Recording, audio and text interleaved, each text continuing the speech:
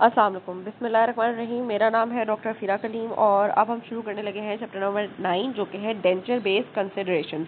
अच्छा, अब ये इतना कोई इम्पोर्टेंट चैप्टर नहीं है, लेकिन इसमें थोड़ी बहुत इस तरह की बातें हैं जिसके ऊपर क्वेश्चन बन सकता है और आता होता है, तो बस हम वही इसके अंदर डिस्कस करेंगे। ठीक है, तो सबसे पहले डेंचर बेस क्या है। अभी तक हमने सारे cast partial denture, removable partial denture के पार्ट्स पढ़े हैं। ठीक है, तो जो सबसे इम्पोर्टेंट एक तरीके से पार्ट आ जाता है जिसके ऊपर आपके सारे आर्टिफिशियल दांत लगने हैं आरपीडी के, वो आपकी डेंचर बेस होती है। ठीक हो गया। तो अब डेंचर बेस की सबसे पहले हम बात करते हैं कि इसके क्या क्या फंक्शंस होते हैं और ये किस तरीके से आपकी प्रोस्थेसिस की मूवमेंट को कंट्रोल करता है। ठीक है, तो स्टार्ट में इसकी एक डेफिनेशन सी बताई हुई है। जैसे हमें पता है, कहते हैं डेंचर बेस वो वाला पार्ट है जो कि आपके आर्टिफिशियल टीथ को सपोर्ट करेगा और सारी जो फोर्सेज हैं अल्टीमेटली उसके ऊपर पड़ेंगी, और वो फोर्सेज जो भी एक्लूजन से जो भी फोर्सेज इस डेंचर बेस के ऊपर पड़ेंगी, ये डेंचर बेस उन फोर्सेज को ट्रांसमिट करेगी टू ओरल स्ट्रक्चर्स। ठीक है, कहीं पे वो रेस्ट से अगर आपकी अबटमेंट के पास जुड़ी हुई होगी तो वो अबटमेंट पे की तरफ फोर्सेज ट्रांसफर करेगी, और नीचे से वो आपके डायरेक्टली ओरल सॉफ्ट टिश्यूज के ऊपर जो है सारी फोर्सेस को ट्रांसफर करेगी। ठीक है, तो मोस्ट क्रिटिकल इसका फंक्शन क्या हो गया, वो ये हो गया कि आपको functional stability plus comfort provide करे during the transferring of force. ठीक है, जब भी फोर्सेस को ट्रांसफर कर रही हो तो ये डेंचर बेस जो है मूव ना हो, फंक्शनली स्टेबल हो और कंफर्टेबल हो। ठीक है, अच्छा ये तो इसका काम हो गया। उसके अलावा कहते हैं इसका एक और प्राइमरी फंक्शन क्या है, प्राइमरी पर्पस क्या है कि इसने आपको मेस्टिकेशन में हेल्प करनी है, ऑफ कोर्स क्योंकि उसी के ऊपर सारे दांत लगे होने, तो मेस्टिकेशन में हेल्प करेगी। और एक इसका फंक्शन ये भी आ जाता है कि आपको कॉस्मेटिक्स में भी हेल्प कर रही होती है, क्योंकि डेंचर बेस आपके गम्स के कलर के साथ हमने मैच की भी होती है। ठीक है, तो अगर बिल्कुल गम्स के शेड के साथ आप इसको मैच करेंगे तो ये आपको एक कॉस्मेटिक इफेक्ट भी देगी ऑफ द रिप्लेसमेंट। ठीक है, और थर्ड फंक्शन यहाँ पे फोर्थ फंक्शन, फर्स्ट तो हमारा ऊपर यहाँ पे ट्रांसफर ऑफ फोर्सेज हो गया, फिर हमारा मेस्टिकेटरी फंक्शन हो गया, फिर हमारा यहाँ पे कॉस्मेटिक्स का हो गया, और फोर्थ फंक्शन आ जाता है stimulation of the underlying tissues of the residual ridge. Of course जब ऊपर से वो आपकी रेजिडुअल रिज के टिश्यू के ऊपर फोर्सेस डालेगी तो उन टिश्यूज को क्या करेगी, स्टिमुलेट करेगी। ठीक है, और कहते हैं ये एक इसका अच्छा पॉजिटिव फंक्शन है, क्योंकि अगर आपकी रेजिडुअल रिज के टिश्यूज जो है स्टिमुलेटेड रहेंगे तो उनकी जो फिजियोलॉजिकल स्ट्रेंथ है वो अच्छी रहेगी। अगर वो बिल्कुल ही टिश्यूज के ऊपर कोई फोर्स नहीं पड़ेगी तो क्या हो जाएगा, कहते हैं उनकी टोन जो है और जो उनकी फॉर्म है वो खराब हो जाती है, और अल्टीमेटली वहाँ पे क्या होने लग जाता है, डिसयूज एट्रोफी होने लग जाती है आपकी रेजिडुअल रिज की। तो अगर जितनी अच्छी स्टिमुलेशन होगी आपके टिश्यूज की, उतना अच्छा आपका वो रिज जो है वहाँ पे रहेगी। तो ये इसका एक और फंक्शन आ गया। अच्छा, अब ये तो हमने जनरली 4 फंक्शंस पढ़ लिए अपनी डेंचर बेस के। अब बात करते हैं दो तरह की डेंचर बेसेस, एक वो जो कि सिर्फ टूथ सपोर्टेड में यूज हो रही है, और एक वो जो कि टूथ एंड टिश्यू सपोर्टेड या डिस्टल एक्सटेंशन के अंदर जो यूज हो रही होंगी। अब जो आपकी टूथ सपोर्टेड पार्शियल डेंचर की बेस होती है, कहते हैं ये वो वाला हिस्सा होता है जो कि आपके दो अबटमेंट्स के दरमियान वाला हिस्सा होता है। ठीक है, कहते हैं ये डेंचर बेस कौन से हिस्से को कवर कर रही होगी, स्पैन बिटवीन द टू अबटमेंट्स को ये एरिया कवर कर रहा होगा। इसके अंदर क्या होता है, कहते हैं जो भी एक्लूजल फोर्सेस लगेंगी वो सारी की सारी ट्रांसमिट हो जाएंगी अबटमेंट की तरफ थ्रू दी रेस्ट। यहाँ पे आपके जो टिश्यू है, नीचे वाला टिश्यू है, इसकी ज़्यादा स्टिमुलेशन इतनी नहीं हो रही होती, ज़्यादा फोर्सेज वहाँ पे इतनी नहीं ट्रांसफर हो रही होती, क्योंकि ज़्यादातर सारी एक्लूजन फोर्सेज जो है वो अबटमेंट की तरफ चली जाती है, क्योंकि ये एक टूथ सपोर्टेड प्रोस्थेसिस है। ठीक है, फर्दर कहते हैं यहाँ पे डेंचर बेस एक और बड़ा इंपॉर्टेंट काम कर रही होती है, वो ये होता है कि आपके दांतों की माइग्रेशन को रोक रही होती है। ठीक है, यानी कि ये आपके अबटमेंट दांत है और बीच में जो है आपका खाली एरिया है। ठीक है, यह आपका बीच का खाली एरिया है। अब हमें पता है कि अगर आपकी यहाँ पे कोई चीज़ नहीं होगी, कोई दांत नहीं होंगे, तो आपके दांतों के अंदर टेंडेंसी होती है कि वो माइग्रेट करें, यहाँ से ये दांत हॉरिजॉन्टली मूव करने लग जाते हैं। तो दोनों अबटमेंट्स जो है वो हॉरिजॉन्टली मूव कर सकती हैं। तो ये आपकी जो अबटमेंट्स हैं उनकी हॉरिजॉन्टल माइग्रेशन को रोकेगा। जब यहाँ पे बीच में आपका डेंचर बेस आ जाएगी तो आपके जो दांत हैं वो हॉरिजॉन्टली मूव नहीं करेंगे। फर्दर आपके जो ऑपोजिट आर्च के जो दांत हैं उनकी वर्टिकल माइग्रेशन को भी रोकेगा। ठीक है, यहाँ पे अगर कोई आपका यहाँ पे कोई दांत है तो वो सुप्रा इरप्ट होने लग जाएगा अगर नीचे कोई दांत नहीं होगा। तो ये एक काफ़ी इंपॉर्टेंट फंक्शन आ जाता है यहाँ पे हमारी डेंचर बेस का। ठीक है, अच्छा अब नीचे जो है अगेन इनके फंक्शन भी बताए हुए, यही हमने बस पढ़ना है कि theoretically tooth supported partial denture के क्या क्या फंक्शंस होते हैं जो कि हमारे एंटीरियर दांतों को रिप्लेस कर रहे होते हैं। स्पेशली कहते हैं एक तो आपको वो एस्थेटिक्स प्रोवाइड करेंगे, जैसे मैंने भी आपको पहले बताया, गम के कलर के साथ मैच हुआ हुआ होगा, दांत रिप्लेस हो रहे होंगे, तो डेंचर बेस बहुत इंपॉर्टेंट है इन आवर एस्थेटिक्स, ठीक है। नंबर 2 क्या करते हैं, कहते हैं आपको मेस्टिकेटरी एफिशिएंसी प्रोवाइड करेगा, फर्दर आपकी क्लूजल फोर्सेज जो है वो अबटमेंट्स की तरफ ट्रांसमिट करेगा, पढ़ लिया है हमने बात ऊपर। माइग्रेशन को रोकेगा, horizontal and vertical migration of teeth को रोकेगा, नेचुरल टीथ, ये बात भी हमने पढ़ ली। उसके अलावा कहते हैं अनडिजायरेबल जो फूड ट्रैप्स बन जाते हैं उसको एलिमिनेट करेगा। कहीं पे भी कोई दांत नहीं है, कोई एम्प्टी स्पेस है, तो वहाँ पे अल्टीमेटली क्या होना है, फूड ट्रैप्स बनने हैं, तो वो वाली जब जगह ही एलिमिनेट हो जाएगी तो फूड ट्रैप्स का जो पॉइंट है वो एलिमिनेट हो जाएगा। और लास्ट में कहते हैं स्टिमुलेट करेगा आपके अंडरलाइंग टिश्यूज को, ये इसका सबसे लास्ट वाला फंक्शन आ गया, क्योंकि मैंने अभी आपको बताया ज़्यादा स्टिमुलेशन इसके अंदर नहीं हो रही होती है अंडरलाइंग टिश्यूज की, क्योंकि सारी फोर्सेज जो है वो आपके अबटमेंट की तरफ जा रही होती है, तो मिनिमम 3 में भी ये वाला फंक्शन इसका आ जाता है। अच्छा, अब नेक्स्ट चलते हैं। अब नेक्स्ट आ जाता है distal extension partial denture basis के क्या क्या फंक्शंस हो सकते हैं, क्योंकि यहाँ पे आपके दांतों की सपोर्ट कम होती चली जानी है, यहाँ पे आपकी ज़्यादा से ज़्यादा फोर्सेज जो है वो आपके टिश्यू के ऊपर पड़नी है, जो कि आपका डिस्टल एक्सटेंशन का रेजिडुअल रिज है। अच्छा, अब इसके अंदर उन्होंने बताया हुआ है, कहते हैं कि यहाँ पे जो आपने मैक्सिमम सपोर्ट लेनी होती है अपनी इस क्या कहते हैं डेंचर बेस की, वो आप ले रहे होते हैं आपकी रेजिडुअल रिज से, और तब आपको सबसे अच्छी सपोर्ट मिलेगी जितनी आप उस रेजिडुअल रिज की ब्रॉड कवरेज करेंगे, यानी कि जितनी ब्रॉडली आप अपनी डेंचर बेस को उसके ऊपर बिछाएंगे कि वो सारे उस एरिया से आपकी सपोर्ट ले सके। फर्दर आपकी कितनी एक्यूरेट डेंचर बेस होगी, ये डिपेंड करेगा आपकी इंप्रेशन टेक्निक के ऊपर। जितना अच्छा इंप्रेशन लिया जाएगा उतनी अच्छी आपकी डेंचर बेस बनेगी, उतनी अच्छी आपकी सपोर्ट आएगी, उतनी अच्छी उसकी रिटेंशन आएगी, ठीक है। कहते हैं जितना वो ब्रॉडली कवर कर रहा होगा उससे क्या होगा, सारी जो एक्लूजल लोड्स है वो उस इंटायर एरिया के ऊपर स्प्रेड होंगे, रेदर देन सिर्फ एक एरिया पे स्प्रेड हो, जिसकी वजह से आपको क्या मिलती है, सपोर्ट मिलेगी आपको अच्छी, ठीक है। अच्छा, नीचे आ जाए तो नीचे इन्होंने इसी बात को एक्सप्लेन किया हुआ है, कहते हैं ability to control the functional movements जो है डिस्टल एक्सटेंशन बेस की, वो हर पेशेंट टू पेशेंट वेरी कर रही होती है, क्योंकि ऊपर उन्होंने बताया हुआ है कि ये डिपेंड कर रही होती है आपकी लिमिटिंग स्ट्रक्चर्स की हिस्टोलॉजिकल नेचर पे, यानी कि जो आपकी रेजिडुअल रिज है उसकी हिस्टोलॉजी किस तरीके की है, उसकी सेलुलर करेक्टरिस्टिक्स वगैरह किस तरीके के हैं, वो पेशेंट टू पेशेंट सब पे वेरी कर रहे होते हैं, तो इसलिए यहाँ पे उसकी फंक्शनल डिस्प्लेसमेंट को कंट्रोल करना बहुत मुश्किल होता है। कौन सी चीज़ हम कंट्रोल कर सकते हैं, जो चीज़ हम कंट्रोल कर सकते हैं वो हमारा होता है इंप्रेशन टेक्निक, ठीक है। अगर आप इंप्रेशन टेक्निक प्रॉपर लेंगे तो उससे क्या होगा कि सारा जितना भी एरिया है उसको हम प्रॉपरली यूज़ कर सकते हैं और अपनी डेंचर बेस का अपने टिश्यू के साथ जो है वो एक इंटीमेट कॉन्टैक्ट जो है वो डेवलप करवा सकते हैं। अच्छा, उसके अलावा एक स्नो शू प्रिंसिपल का भी जिक्र किया हुआ है, ये वही बात है जो मैंने भी आपको बताई है कि ब्रॉड कवरेज आपने करनी है, क्योंकि जितनी ब्रॉड कवरेज होगी उतनी अच्छी आपको सपोर्ट मिलेगी, क्योंकि किसी भी एक एरिया के ऊपर ज़्यादा लोड नहीं पड़ रहा होगा, वो सारा लोड जो है वो जितनी कवरेज होगी उसके ऊपर क्या होता चला जाएगा, डिसिपेट होता चला जाएगा, ठीक है। ये हो गया हमारे पास सपोर्ट का, कहते हैं इसका प्राइमरी फंक्शन है किसका, डिस्टल एक्सटेंशन बेस प्लेट का in distal extension cases, support first function. Second function कहते हैं हमारी एस्थेटिक्स का आ जाता है, और लास्ट में आ जाती है stimulation of the underlying tissues, ठीक है। तो ये हमारी क्या, और फोर्थ में आ गई हमारी ओरल क्लीनिनेस, तो ये वही फंक्शन है जो हमने ऊपर पढ़े, लेकिन यहाँ पे उस तरतीब से जो कि यहाँ पे इंपॉर्टेंट है। जो ऊपर हमने पढ़े थे वो उसकी इंपॉर्टेंस के अकॉर्डिंगली थे, ऊपर हमने एस्थेटिक सबसे पहले लिखा था, क्योंकि टूथ सपोर्टेड केसेस के अंदर वो मोस्टली रीजन थोड़े से इंटीरियर होते हैं, तो वहाँ पे एस्थेटिक ज़्यादा इंपॉर्टेंट होती है, वहाँ पे सपोर्ट जो है वो तो आपको टूथ से मिल रही होती है, अबटमेंट से मिल रही होती है, यहाँ पे सपोर्ट टूथ से नहीं मिल रही बल्कि आपकी डेंचर बेस से मिल रही है, कि डेंचर बेस कितनी अच्छे से आपकी रेजिडुअल रिज के ऊपर बैठी हुई है, ठीक है। तो यहाँ पे उस तरीके से इन्होंने सारे जो फंक्शंस हैं वो लिखे हुए, तो 4 फंक्शंस थे, एक सपोर्ट का हो गया, दूसरा एस्थेटिक, फिर stimulation and then oral cleanliness, क्योंकि वो तो वाली बात यही आ जाती है कि जो भी फूड ट्रैप्स है वो एलिमिनेट करेगा जब भी दांत आप बनाएंगे। अच्छा, तो ये तो बात हो गई, हमने फंक्शनल डिफरेंसेस पढ़े हैं कि आपके टूथ सपोर्टेड और डिस्टल एक्सटेंशन के अंदर फंक्शनल डिफरेंसेस क्या क्या आ सकते हैं।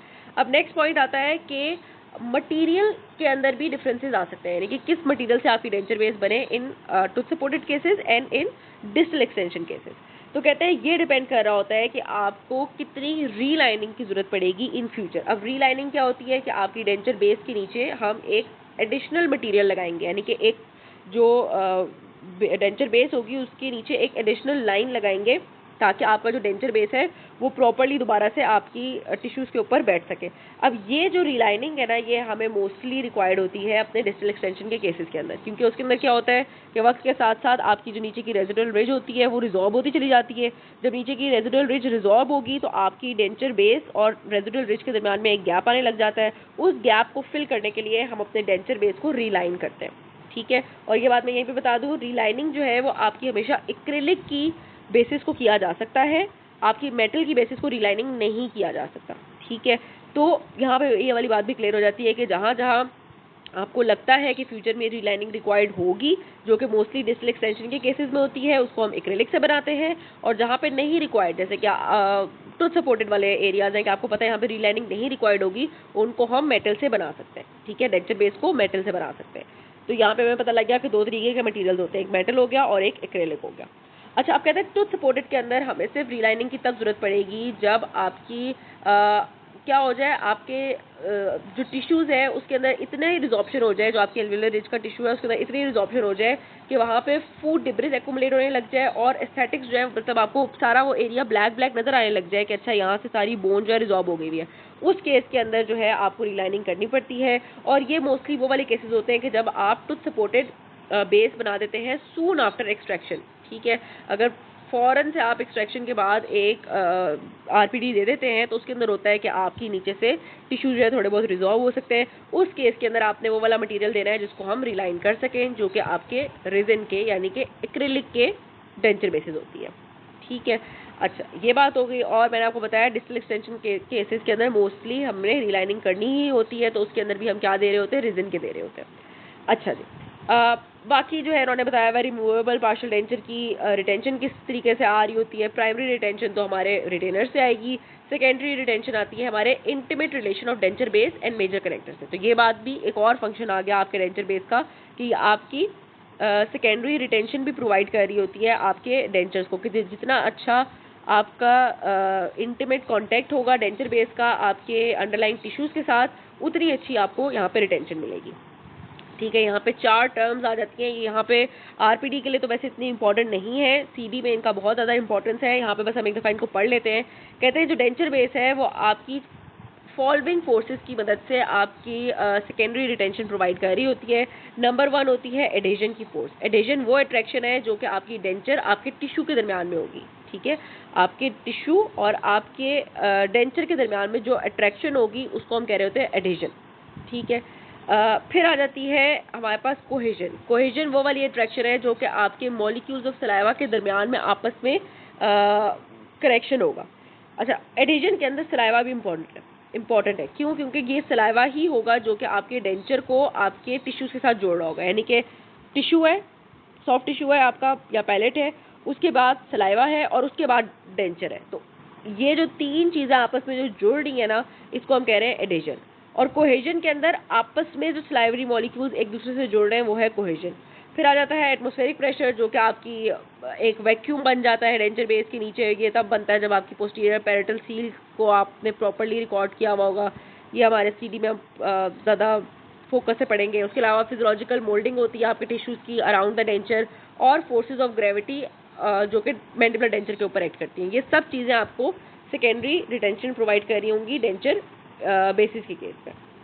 अच्छा, अब आगे आ जाते हैं। आगे बताया हुआ है method of attaching denture base. इतना इंपॉर्टेंट टॉपिक नहीं है, इसको हम छोड़ सकते हैं।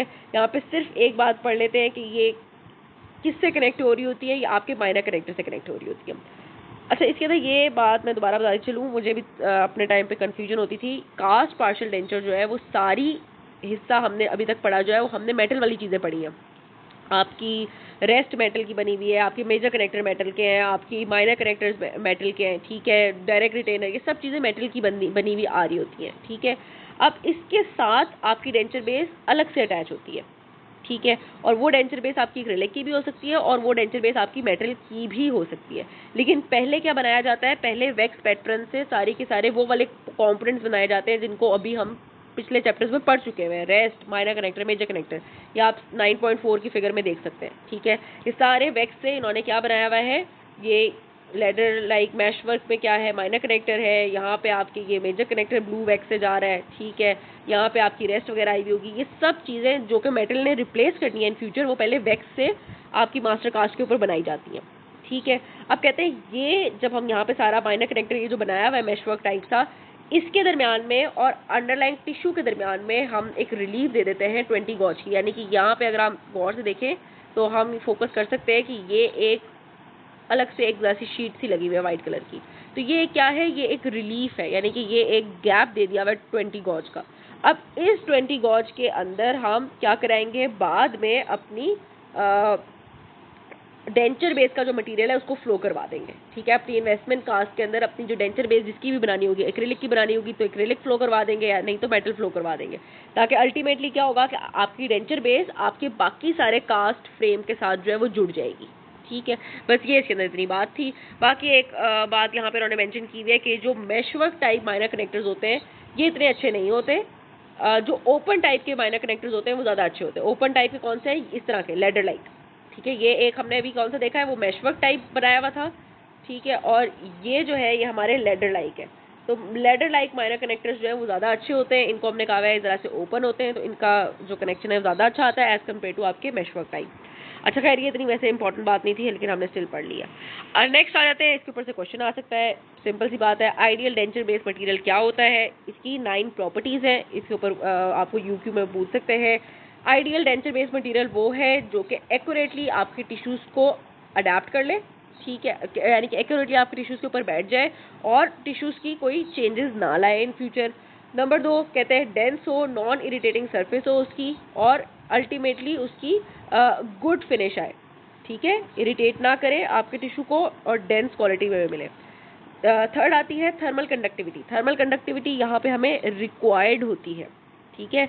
ये एक पॉइंट से बच्चे कंफ्यूज हो जाते होते हैं कि थर्मल कंडक्टिविटी जब हम फिलिंग के मटेरियल्स में पढ़े होते हैं वहाँ पे हमें नहीं रिक्वायर्ड होती, लेकिन यहाँ पे हमें थर्मल कंडक्टिविटी रिक्वायर्ड है, क्योंकि आपके ओरल टिश्यूज़ को जब भी आप कोई गर्म ठंडी चीज़ लेते हैं तो वो आपके ओरल टिश्यूज़ उसको फील करते हैं, ठीक है, तभी आपको अंदाज़ा होता है कि कितनी गर्म चीज़ हम ले रहे हैं या नहीं ले रहे।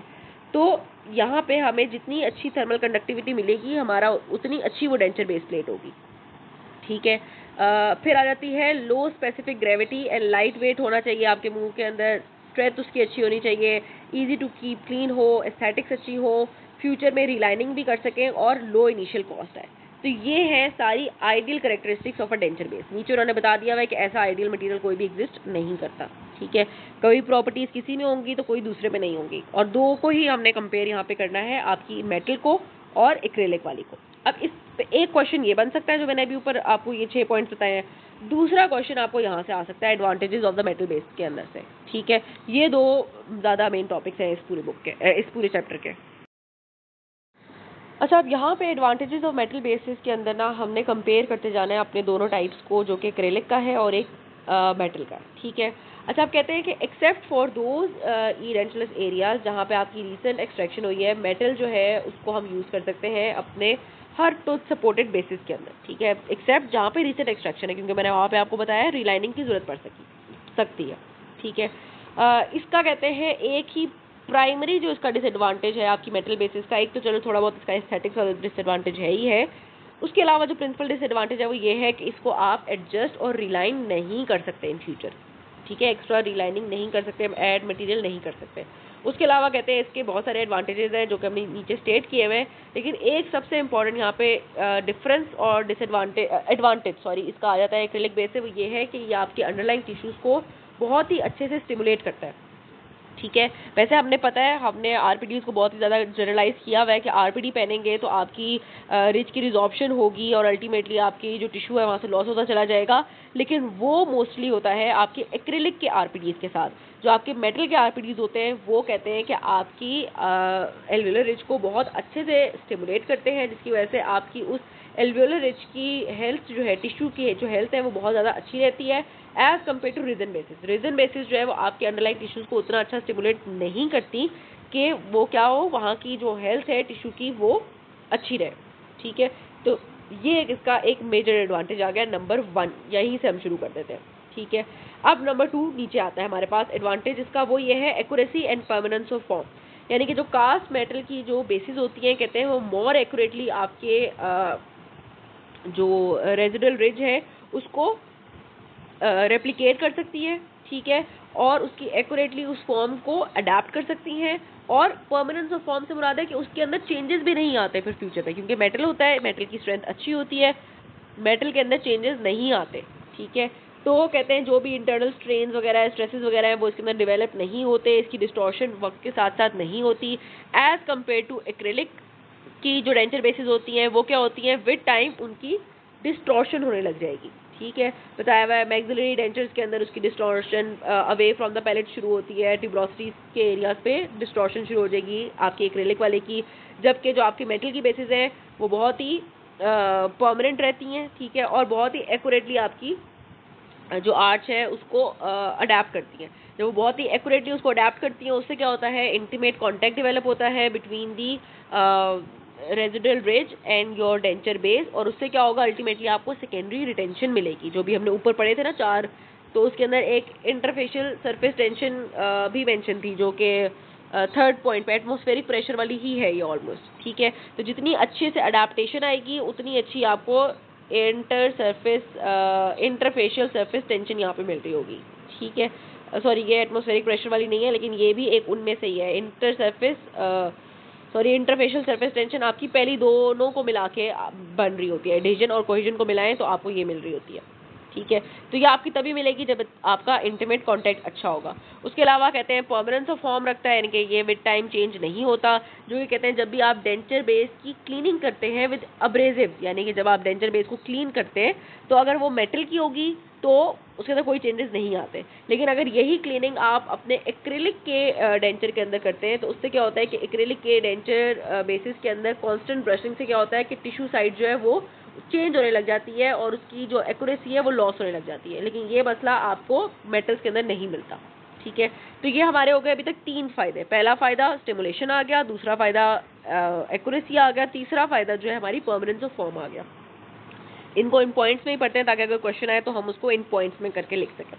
अच्छा, फोर्थ आता है हमारे पास कंपैरेटिव टिश्यू रिस्पॉन्स। अब ये भी काफ़ी इंपॉर्टेंट इसका फ़ायदा है, वो ये है, कहते हैं कि इनहेरिटेंटली ही ये जो कास्ट मेटल की बेसिस होती हैं ये ज़्यादा क्लीन होती हैं एज कम्पेयर टू एक्रेलिक की डेंचर बेसिस, और ये अपनी क्लीननेस को मेंटेन करती हैं। किस तरीके से, कहते हैं कि आपकी एक आयनाइजेशन और जो ऑक्सीडेशन होती है आपकी मेटल बेसिस की, उससे क्या होता है, इस आयनाइजेशन और ऑक्सीडेशन ऑफ मेटल बेसिस से क्या होता है कि एक बैक्टीरियोस्टैटिक एक्टिविटी जो है वो एक्टिवेट हो जाती है। एक बैक्टीरियोस्टैटिक एक्टिविटी जो है वो आपकी बेसिस के नीचे डेवलप हो जाती है, जिससे क्या होता है कि वहाँ पे बैक्टीरिया एक्युमुलेट नहीं होगा, ठीक है। बैक्टीरिया एक्युमुलेट नहीं होगा, इन शॉर्ट प्लाक एक्युमुलेट नहीं होगा, प्लाक एक्युमुलेट नहीं होगा तो कैलकुलस नहीं बनेगा। जबकि एक्रिलिक रेजिन बेसिस के अंदर टेंडेंसी होती है कि वहाँ पे म्यूसिनस डिपॉजिट्स एक्युमुलेट होंगे, वहाँ पे फूड पार्टिकल्स एक्युमुलेट होंगे।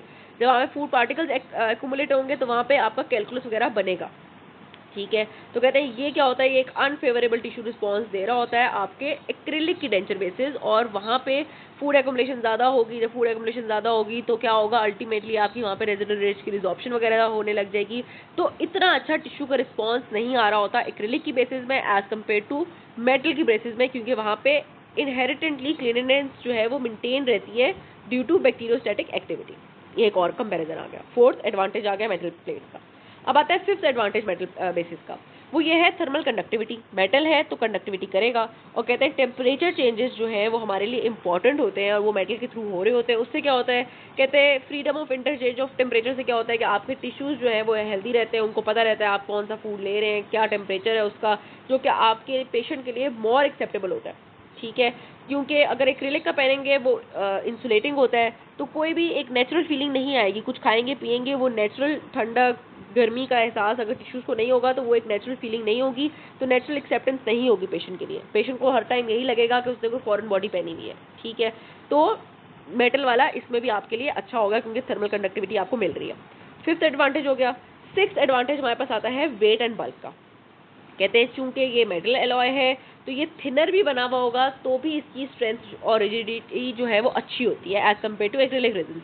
एक्रिलिक रेजिन को हमें बल्क देना पड़ता है ताकि वो उनकी स्ट्रेंथ अच्छी हो और वो रिजिड बने, ठीक है। अब इसके अंदर भी इन्होंने कैटेगराइज कर दिया हुआ है कि कास्ट गोल्ड जो है वो स्टिल थोड़ा बल्कि बनता है, क्योंकि वो कास्ट गोल्ड जो है वो इतना रिजिड नहीं होता। लेकिन अगर आप क्रोमियम और टाइटेनियम के एलॉयज का कास्ट मेटल बनाएं तो वो क्या होता है, वो बहुत ही कम वेट और बहुत ही कम बल्क के साथ भी अच्छी स्ट्रेंथ देता है। ठीक है, ये बात तो हो गई।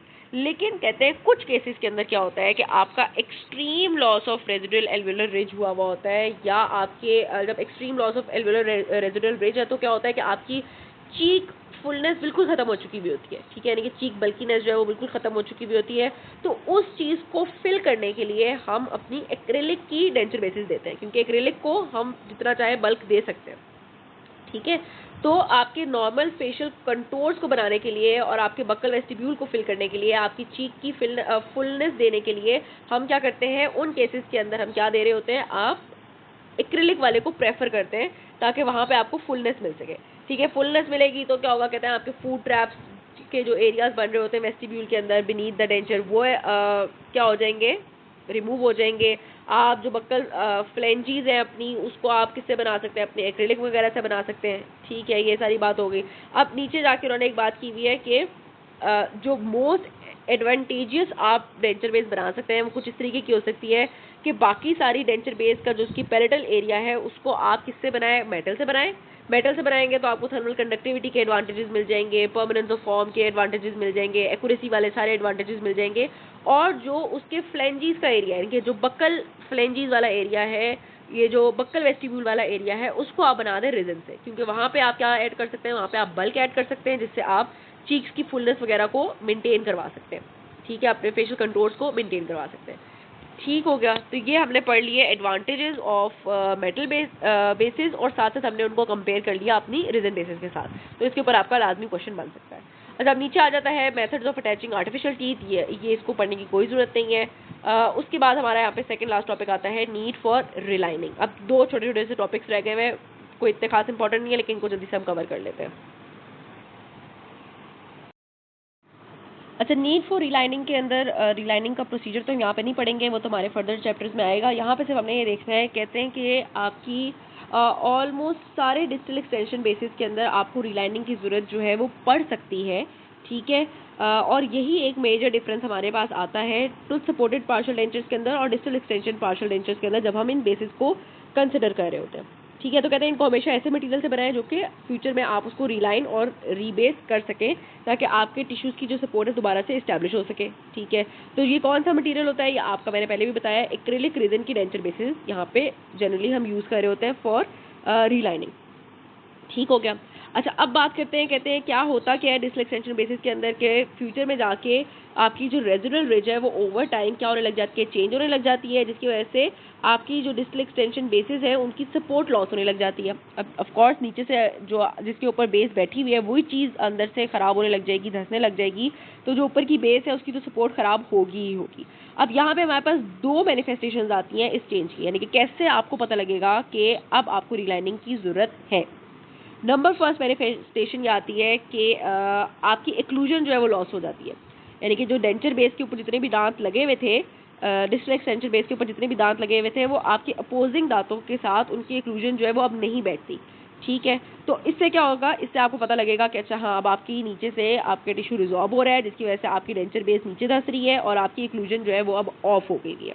ये आपका हो गया फर्स्ट इंडिकेशन। कहते हैं डिस्टेंस जो है वो इंक्रीज हो जाता है between the abutment and the opposing dentition. इसको किस तरीके से चेक करते हैं, कहते हैं आपने एक वैक्स रखनी होती है उस एरिया में और उसको फिर आप बाइट करते हैं। जब आप बाइट करेंगे तो जहाँ पे आपको वैक्स, जहाँ पे बाइट हो रही होगी प्रॉपर्ली वहाँ पे वैक्स थिन हो जाएगी, जहाँ पे बाइट प्रॉपर्ली बंद नहीं होगी वहाँ पे वैक्स जो है थोड़ी सी थिक रह जाएगी। हमें पता लग जाएगा कि अच्छा यहाँ से अब आपकी एक्लूजन जो है वो प्रॉपर्ली इस्टेब्लिश नहीं हो पा रही। ठीक है, ये सिंपली हमने यहाँ पे देख लिया।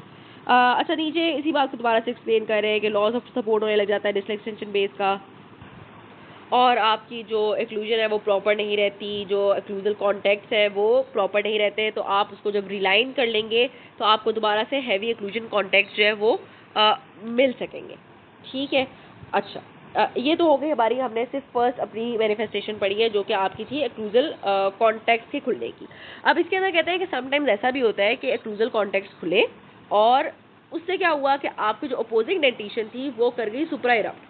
ठीक है, यानी कि सुप्रा इरप्ट, या दूसरे टर्म्स में इसको हम कह देते हैं एक्सट्रूजन, कि वो ज़्यादा इरप्ट हो गई। अब जब उसकी एक्सट्रूजन हो गई तो आपकी एक्लूजन दोबारा एस्टेब्लिश हो गई।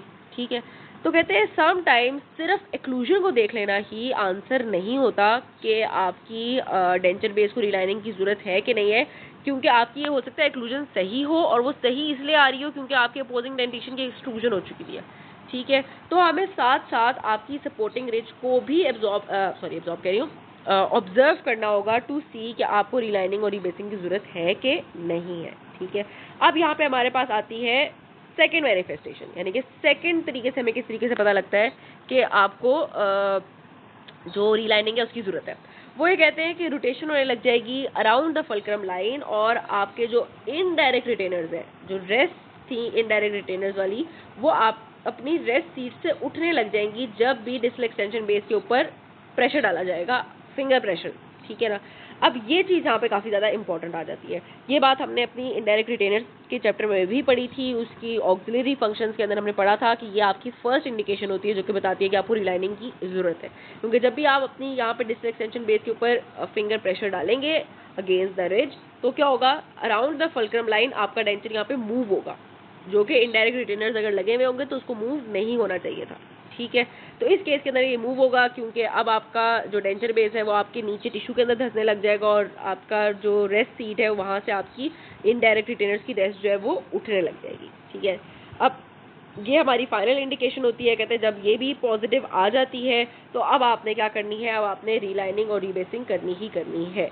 ठीक है, अब इसको भी कहते हैं, इसको ये तो हमें देख रहे हैं ना, क्वालिटेटिवली देख लिया कि अच्छा ये मसला आ रहा है। इसको क्वांटिटेटिवली देखने के लिए हम क्या कर सकते हैं, इसको हमने क्या करना होता है कि आपकी ये जो डेंचर बेस है ना, इसके नीचे आपने फ्लो करवाना है एक acrylic like, sorry not acrylic like, कहते हैं आपने इसके अंदर फ्लो करवाना है एक free flowing irreversible hydrochloride wax या टिश्यू कंडीशनिंग मटेरियल, यानी कि जो इम्प्रेशन मटेरियल टाइप जो ये कंपोनेंट्स होते हैं, इसको आपने फ्लो करवाना है अपनी डेंचर बेस के ऊपर। ठीक है, इस डेंचर बेस को ड्राई करना है और पेशेंट के मुंह के अंदर सीड कर देना है। ठीक है, प्रेस करके सीड कर देना है। ठीक है, ये हमने मटेरियल वैक्स का फ्लो करवाया और वापस बिठा दिया। कहते हैं जब ये ड्राई हो जाएगा तो आपने इसको उठा लेना है। जब आप इसको उठा के देखेंगे तो आपने ऑब्जर्व करना है कि जहाँ पे जिन एरियाज में आपको सिग्निफिकेंट थिकनेस मिल रही होगी उसका मतलब होगा कि वहाँ से आपका अंडरलाइंग जो टिश्यू है वो रिजॉल्व हो चुका हुआ है, और जहाँ पे ये वाला मटेरियल बिल्कुल थिन हो चुका हुआ होगा उसका मतलब है वहाँ पे आपका intimate contact between the tissue and the base अभी भी आ रहा है। ठीक है, तो ये आपको क्वांटिटेटिवली पता लग गया कि कितनी यहाँ पे रिजॉर्प्शन हो चुकी हुई है और कितनी रिलाइनिंग की आपको एक्चुअल में नीड है। ठीक है, तो ये हमारा यहाँ पे टॉपिक कंप्लीट हो जाता है नीड ऑफ रिलाइनिंग का। कैसे रिलाइनिंग होती है वो हमें इस चैप्टर में नहीं पढ़नी, वो हम रिलाइनिंग के चैप्टर में पढ़ेंगे। अच्छा, लास्ट टॉपिक यहाँ पे हमारे पास आ जाता है स्ट्रेस ब्रेकर्स और स्ट्रेस इक्वलाइजर्स का। अच्छा, यहाँ पे स्ट्रेस ब्रेकर को सिर्फ एक ही तरीके से डिस्कस किया हुआ है। कहते हैं हमने पढ़ा है अभी सारे पिछले चैप्टर्स के अंदर कि आपके जितने भी कंपोनेंट्स होते हैं आपके कास्ट पार्शियल डेंचर के, उन सब को हम बहुत ही रिजिड बनाते हैं, चाहे वो मेजर कनेक्टर हो, माइनर कनेक्टर हो, आपकी रेस्ट सीट्स वगैरह हो, इन सब के बारे में हमने कहा है कि हमने उनको बहुत ही रिजिड बनाना है। ठीक है, जितनी रिजिड होंगी उतनी अच्छी होगी, एक्सेप्ट फॉर आपके retentive arm of direct retainers. ठीक है, इसको हम रिजिड नहीं बनाते। अब इसकी वजह ये है कि ये एज अ स्ट्रेस ब्रेकर यहाँ पे काम करना होता है। ठीक है, क्या मतलब है स्ट्रेस ब्रेकर के तौर पे काम करना होता है? इसका मतलब ये है कि जब भी आपकी डिस्टल एक्सटेंशन बेसिस के केस के अंदर आपके इस डेंचर बेस के ऊपर फोर्सेस पड़ेंगी, ठीक है, जो भी फोर्सेस वर्टिकल होंगी या हॉरिजॉन्टल फोर्सेस जब भी पड़ेंगी अपने आर्टिफिशियल दांतों के ऊपर, तो वो फोर्सेस क्या होंगी, उनकी ब्रॉड डिस्ट्रीब्यूशन होगी through the rigidity of major and minor characters. ठीक है, वो सब एरियाज के अंदर वो फोर्सेस डिस्ट्रीब्यूट होंगी। हमने पढ़ा है वो टिश्यू के अंदर भी जाएंगी, आपकी अबटमेंट दांतों के ऊपर भी जाएंगी। ठीक है, कहते हैं फोर्सेस तो डिस्ट्रीब्यूट होती हैं, उसके साथ साथ समटाइम्स तो नहीं, हमें पता है थोड़ी बहुत मूवमेंट भी होगी बेस की। ठीक है, थोड़ी बहुत बेस भी अंदर की तरफ धंसेगी, टिश्यू की तरफ जाएगी। तो जब जब टिश्यू की तरफ बेस मूव करेगी तो क्या होता है, आपका डायरेक्ट रिटेनर जो है हमें पता है आपके दांत के साथ इंगेज होगा, और डायरेक्ट रिटेनर क्या काम करेगा कि आपके इस डेंचर बेस को उठने नहीं देगा, रिटेन करेगा, इसको ऊपर की तरफ आउटवर्ड ऑफ द टिश्यू नहीं जाने देगा। ठीक है, तो इस केस में क्या हो सकता है कि अगर आपका ये जो रिटेंटिव आर्म है ये भी काफ़ी रिजिड होगा, तो क्या होगा कि जब भी बेस नीचे जाएगी। इसको समझने के लिए ज़रा सा हम ड्रॉ कर लेते हैं। ये आपका दांत है, ठीक है, ये आपकी डेंचर बेस है और इस दांत अबटमेंट दांत के ऊपर आपका क्या लगा हुआ है, आपका ये डायरेक्ट रिटेनर का वो रिटेंटिव आर्म लगा हुआ है, ठीक है। तो जब भी आपकी डेंचर बेस टिश्यू की तरफ डाउनवर्ड जाएगी तो आपका ये जो डायरेक्ट रिटेनर है ये एक, अगर ये रिजिड होगा तो ये क्या होगा, ये आपके दांत के साथ अबटमेंट के साथ चिपकेगा और इसके ऊपर फोर्सेस डालेगा कुछ इस डायरेक्शन में, ठीक है, जिससे अल्टीमेटली क्या हो सकता है कि ये आपका जो अबटमेंट टीथ है इसके अंदर मूवमेंट्स आ सकती हैं, ये जो है इंटीरियर पोस्टीरियरली मूव कर सकता है, ठीक है। तो इस चीज़ को प्रिवेंट कराने के लिए हमने क्या बनाया हुआ होता है, अपनी क्लैस्प असेंबली को दो तरीके से हम बना सकते हैं जो कि स्ट्रेस ब्रेकिंग डिज़ाइन होता है। ये कहते हैं दो मेजर टाइप से अपनी क्लैस्प असेंबलीज बना सकते हैं जो कि स्ट्रेस ब्रेकिंग का काम करें और आपके दांत के ऊपर, आपके अबटमेंट के ऊपर स्ट्रेस ना डालें कि वो मूव कर जाए। अब एक तो कर सकते हैं, कहते हैं आपका जो रिटेंटिव क्लैस्प आर्म है उसको हम कास्ट का यानी कि उसी मेटल का सिर्फ तब बनाएं जब वो सिर्फ आपके अंडरकट एरिया को इंगेज कर रहा हो, ठीक है, सिर्फ अंडरकट वाले एरिया को इंगेज कर रहा हो और वो आपके दांत के ऊपर उस तरीके से फोर्स डाले ही ना जब आपका ये डेंचर मूव हो, ठीक है। जब वो सिर्फ अंडरकट पे होगा तो वो उस तरीके से फोर्स नहीं डालेगा। एक और चीज़ जो है यहाँ पे मेंशन उन्होंने नहीं की हुई लेकिन हमने डायरेक्ट रिटेनर्स में पढ़ी है, वो ये है कि हम हर क्लास 1 को क्लास 2 बना देंगे। लेवर की बात कर रही हूँ, हर क्लास 1 लेवर को हम क्लास 2 लेवर बना देंगे। क्लास 1 लेवर के अंदर क्या होता है कि आपका फल्क्रम बीच में होता है जो कि इस केस के अंदर हमारी रेस्ट होती है और एक तरफ आपकी एफर्ट डल रही होती है और दूसरी तरफ आपका लोड होता है, ठीक है। तो लोड इस केस के अंदर क्या हो जाता है, आपका रिटेनर हो जाता है, फल्क्रम आपकी रेस्ट है और इस तरफ आपकी जो भी बाइटिंग फोर्स पड़ेगी। तो इस क्लास 1 को हम क्लास 2 बना देंगे। क्लास 2 के अंदर क्या होगा कि आपकी जो रिटेनर होता है वो बीच में आ जाता है, जो आपकी रेस्ट होती है उसको हम मीडियल साइड पे ले जाते हैं, ठीक है। ये चीज़ हमने पहले भी की थी अपनी डायरेक्ट रिटेनर वाले चैप्टर के अंदर। तो इससे भी क्या होता है, इससे भी यही होता है कि वो उस तरह की फोर्सेज आपके पड़ेंगी ही नहीं डेंचर के ऊपर कि वो ब्रेक हो, ठीक है। ये स्ट्रेस ब्रेकर का ही काम करेगा। अच्छा, एक चीज़ तो ये होगी।